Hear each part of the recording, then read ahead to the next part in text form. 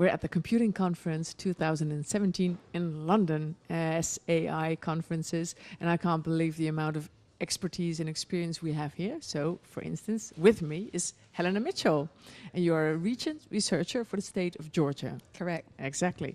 And you have experience in almost every field, I feel. But let's start with one of your passions that you work on now, and that is emergency communications. Very good.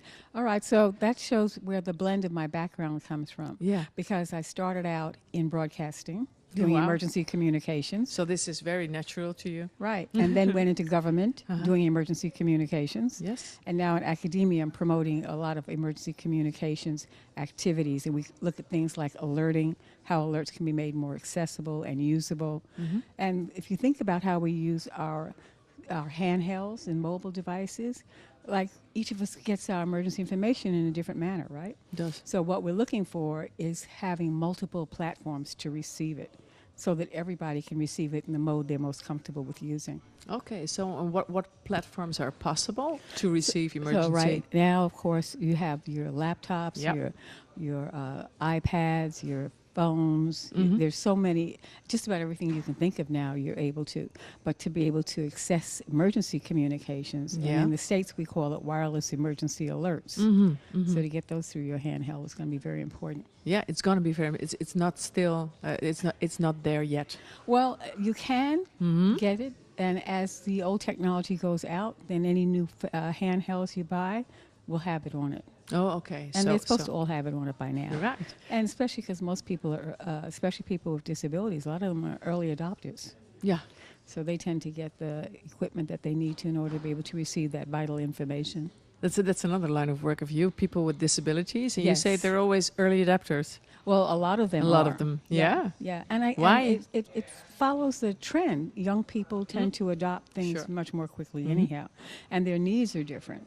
So they tend to try to find the technology that's most helpful to them. So you want it to be not just accessible, but also usable. Because if it's usable, if you think about it, it benefits everybody. Okay. Those with and without disabilities, the caregiver, the parents that are running around trying to do errands with their children and need to know where they're located. Sure. And all the rest of us. Oh, okay. So what do you think is still a challenge in usability of devices and communications? Oh, now that's a good question, because I think there are still a lot of challenges. Yes. The one thing that we've been working on is increasing sound, so that if it's in your pocketbook, you can hear it more easily. Yeah. So the volume control, which is the sound, obviously, vibrations, Sure. lighting. So that way, depending on the environment you're in, you have it. And think of a person in a situational disability environment, like a fireman. Yeah. Right, where his sight and his hearing might be impaired. So he needs to be able to receive information from his home stations or things like that. Yeah, and that's still difficult sometimes. It's the interoperability between different localities, right? So he might have the latest equipment where he is and the group he's working with, but there might be a rural community that doesn't have it. Of course. So for the ability for it to communicate with each other Yeah. can get very complicated. And is that improving fast? Yes, I think it's improving because everybody, even at this conference, is talking about the importance of having emergencies. Yes. How do you get the information? How do you able to digest it? Yeah, exactly. So you just told us that you could use all your experience actually in the academics now, right? Right. Okay. And what experience, what other experience do you bring to your job now? Well, I think I consider my background very cross-functional. Sure. So it's the broadcasting, it's the government, it's the academics. And in all of them, I'm able to look at communications from different angles to make it much more educational and much more interesting for the students and much more interesting for our faculty, which is amazing. I mean, Georgia Institute of Technology has the best students, the best researchers. And so in our Center for Advanced Communications Policy, Wow.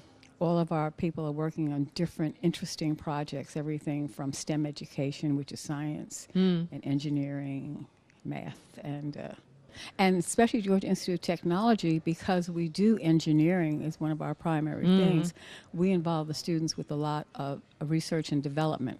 So we do everything from testing, we build a prototype, we test it, we bring in users, the end users who's going to actually use it. Yeah. Then we refine it, we test it again, so that by the time we're ready to introduce it to industry, it's really very useful, and they want to pick it up. And usable, yes. Yeah.